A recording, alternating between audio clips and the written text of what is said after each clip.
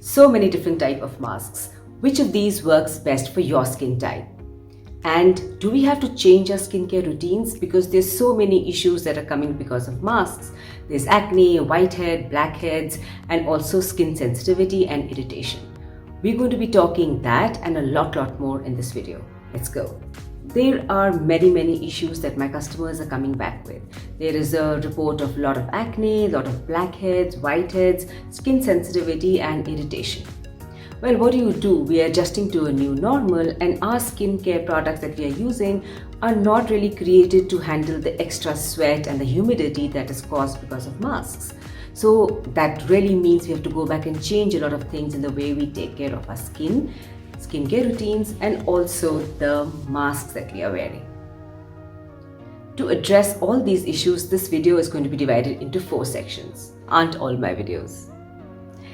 In the first section, I'm going to be talking about the skin issues that are coming because of masks. We are talking acne, blackheads, skin irritation, and sensitivity. And why do these come? In the second section, we're going to be talking about what are the changes you can make in your skincare routine to better address all of these issues. In the third section, I'm going to be talking about what is a good mask for your skin type and how do you take care of your mask for best results. In the final closing section, I'm going to be talking about the best practices for your skin as well as for wearing the mask. Let's get started. Among the top complaints that my customers are coming back with is acne as well as blackheads and whiteheads. And the reason why we're getting so much of that is because there's a whole lot of bacteria being trapped underneath the mask. And because of the mask, we are sweating so much, there's a lot of humidity, and bacteria just loves humidity. It multiplies faster, plus it's able to feed on the sweat.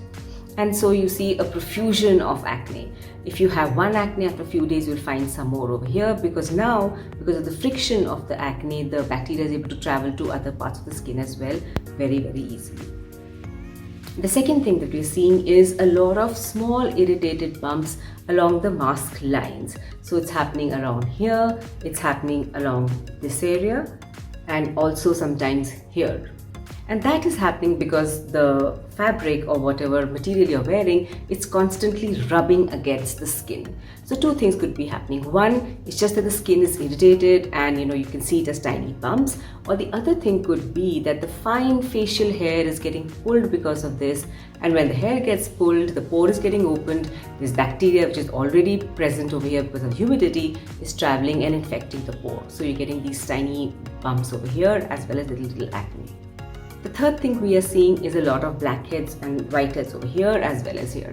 And that is happening because of the whole lot of sweat and moisture. The skin is not able to breathe properly.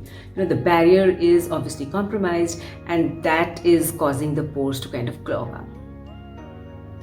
And whatever product you're using to handle your acne as well as blackheads may not be functioning as well, because none of our skincare products were built to handle this much of moisture and sweat on the facial area. Because we get a lot of air, this area is well aired because we never wore a mask before, so we never had these issues before.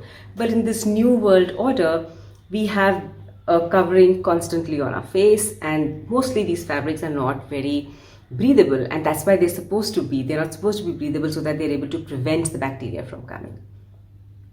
So that brings us to the second section. What can we do to change our skin routine so that our skin remains healthy as well as is strong enough to fight the extra bacteria that it's being introduced to? Well, there are a few things we could do. The first thing is to pay a lot more attention to cleansing. A double cleanse, I've done a video on it, it's going to be linked here, is a fabulous way to go about it. The second thing in cleansing is it's always good to wash your face the moment you come back home. Instead of letting the moisture and the sweat sit over there, even if you're getting air, it's just good to wash your face off and clear away all the debris that have collected. The second thing is moisturizing.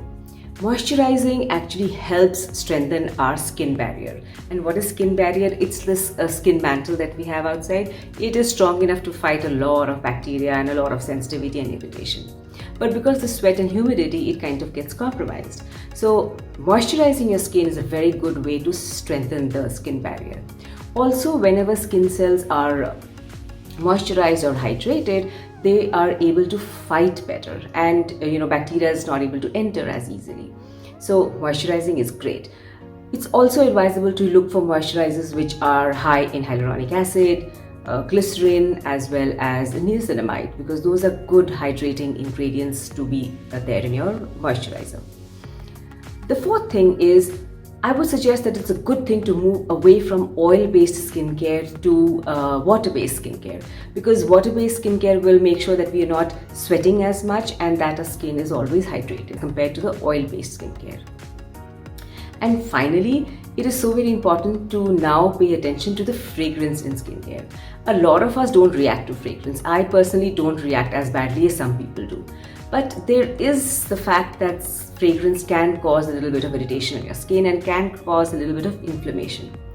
In the present normal, where our skin is sweating so much, there's so much of humidity around it, and it's being, the mask is rubbing on our face constantly and causing, as it is, surface irritation and friction. Even if the fragrance is causing little inflammation on our skin, which was not noticeable till now or didn't trouble us till now, that can actually multiply and become even more serious.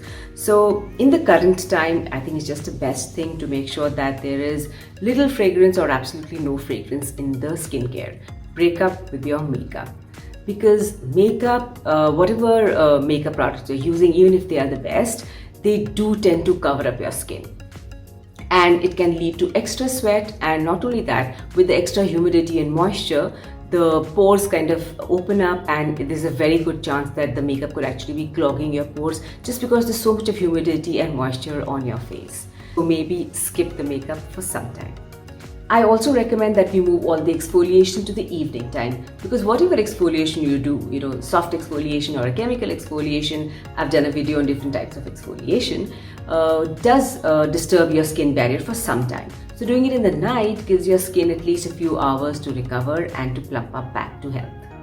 So moving exfoliation to the night time is a good practice, especially in the current times. And lastly, lippers. Lipstick under the mask may not be a good thing currently, because it's got oils, it's got dye, and some of them might also have fragrance. That can move around and actually cause your pores to clog up. And also, if you're wearing balms, that material can move around over here, and that particular product is not suitable for this part of your skin and can clog pores.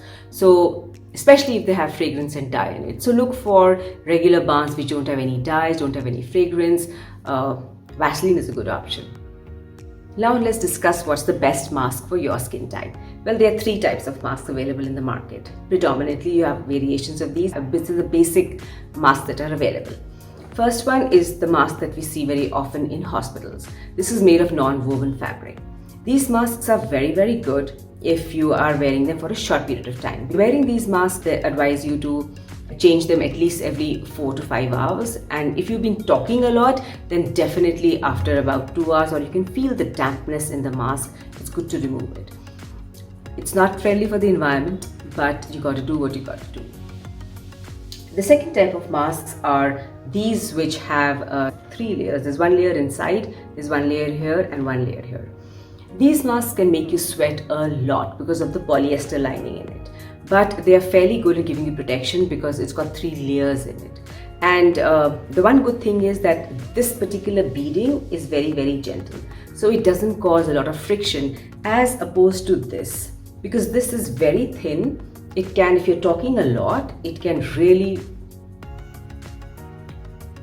rub around and cause a lot of friction here, if you can see, which these masks don't. So it's a good option. The third one is the mask, which is made of pure cotton. It's got again 2 layers. I've opened it up so you can see it. And this is very, very good thick cotton. So even if the internal layer gets damp, the top layer remains fairly dry. So that kind of pulls the moisture from the inner layer to the outside layer, keeping your face drier for a little longer time. So these are very, very good masks. So which of these works for what skin type? I would recommend, if you have very oily skin, you have a lot of acne, a lot of whiteheads, to go for these masks. The reason I would recommend this is because these are disposable, so you can wear them for 3 hours and let go. Instead of having all the bacteria build up over here, you can let go of it and start with a clean mask. So maybe if you're out and you're having a lot of conversations, increasing the moisture and dampness around your face, change it every 2.5 to 3 hours. So this works very good for acne breakouts and extremely oily skin. Now, if you have very dry skin, you're not having any acne issues and all that stuff, then it's good to use this. The reason why I recommend this, even though this has polyester, is because it's very gentle, doesn't cause any friction, and dry skin is very prone to sensitivity because it doesn't have the oil barrier that kind of keeps it safe. So this is soft and gentle and very good for dry skin. Plus, even if you sweat a lot, just not a lot, but if you sweat just a little bit, doesn't cause too much of irritation on the skin at all. So good for dry skin types. Now, if you have combination skin, I would recommend the cotton mask. It's really, really good. It's able to whisk away the moisture very easily and keep your skin fairly dry and humidity free. You could also use these if you have very oily skin. You just need to be sure that you're changing it very frequently. So I would recommend at least, if you're in a 9 to 5 job, I would recommend that you change this at least twice in a day, so that all the bacteria and the oil that is collecting over there is taken away from your skin. Now, how do you take care of your masks? So these two masks are recyclable and the kinds we want, especially for the sake of the environment, because imagine all of us using masks and throwing them away. So what I do is I change them every single day. If I'm out the whole day, I will have at least 2 of these masks, and I put them in a small laundry bag and run it on the delicate cycle of the washing machine. The reason I use delicate cycle is because the laundry doesn't get pulled too much, so therefore the elastic stays for a long period of time. And also, I don't use detergents. I use my shampoo to wash them. The reason I do that is because, you see, till now all our detergents have some kind of fragrance in it, or at least the fabric softeners have fragrance. But before the pandemic happened, we've never used fabric so close to our face, and our face is far more delicate. Plus, the fact that there is no air circulation happening can make your skin more sensitive very quickly and can lead to a whole lot of other skin issues, because our face is just not used to having that kind of fragrance and those kind of elements that are present in a laundry soap so close to our face all the time. So my personal recommendation is to use a very gentle soap and then hand wash them and hand dry them, or use a shampoo. It's been working for me till now, and do let me know if you have had a similar experience or if your experience has been a little different, and what are some of the things that you've been doing to take care of your masks and avoiding all the skin issues. So along with the mask care and different skin routines, I also have a set of best practices that I think will serve us well in the current situation and what I have been doing for the last few months. The first thing I do is whenever I'm going out in the morning and I've done my skincare, I give it, instead of giving it the regular 20-25 minutes for the sunscreen to settle in, I now give it at least 30 to 40 minutes for the skincare to settle in. The reason I do that is because I tend to sweat a lot, and initially when I was stepping out for 25 minutes, the sweat would cause all the sunscreen to start collecting, so it was getting all blotchy. But giving it 30 to 40 minutes kind of solved that issue. My skin was sweating a lot less. The second thing I do is use a tissue to dab your skin very often when you're outside.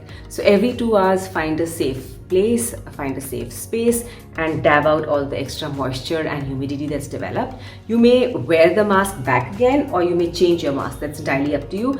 But just make sure that when you're changing your mask or when you're dabbing your skin, you don't touch the surface of the mask, because this is where all the the particulates of someone you've spoken to are. So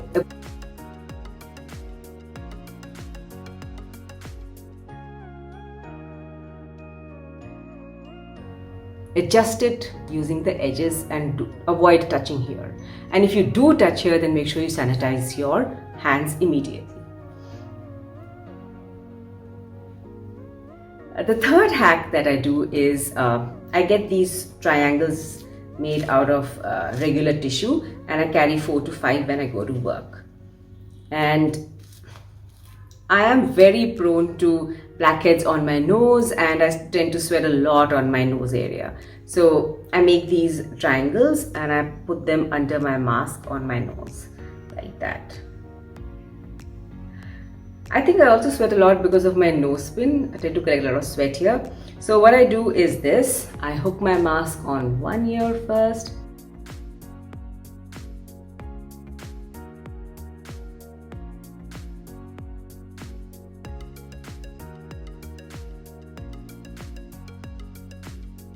Now, what I do next is I keep changing this every 2.5 to 3 hours so that my nose area is relatively dry. So I kind of combine the dabbing and the change of this equally. Now, some of my clients have been coming back with a complaint that they are losing hair over here. So what's happening is the elastic is going around and it sometimes tends to get entangled with the hair over here, especially if you have a lot of sideburns around this area. So what I recommend is putting a little bit of Vaseline on the hair over here. Vaseline kind of adds slip, or lets your hair kind of slip around and don't get entangled, because they are smooth and soft. They don't get entangled with the elastic and don't get pulled.